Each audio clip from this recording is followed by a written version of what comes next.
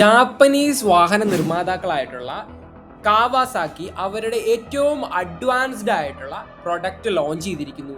പ്രൊഡക്റ്റിന്റെ പേര് കോർലിയോ. കോർലിയോ എന്ന് പറഞ്ഞു കഴിഞ്ഞാൽ ഒരു ഇരുചക്ര വാഹനമല്ല, പക്ഷേ ഇനി അങ്ങോട്ട് ഫ്യൂച്ചർ ട്രാൻസ്പോർട്ടേഷനെ മാറ്റിമറിക്കാനായിട്ട് പോകുന്ന ഏറ്റവും അഡ്വാൻസ്ഡ് ആയിട്ടുള്ള ഒരു റോബോട്ടിക് വെഹിക്കിളാണ്.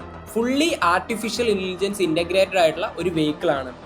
അതായത് നാലുകാലുള്ള ഓടാനും ചാടാനും മഞ്ഞുമലകൾ കയറാനും നീർച്ചാലുകൾ മുറിച്ചു കിടക്കാനും രാത്രി കണ്ണു കാണുകയും ഏറ്റവും അഡ്വാൻസ്ഡ് ആയിട്ടുള്ള AI ഇന്റലിജൻസ് ഉപയോഗിച്ചിട്ട് പാത്ത് പ്ലാനിങ് നടത്താനായിട്ടും കഴിയുന്ന ഒരു പ്രൊഡക്റ്റാണ് കോർലിയോ എന്ന് പറയുന്ന റോബോട്ട്.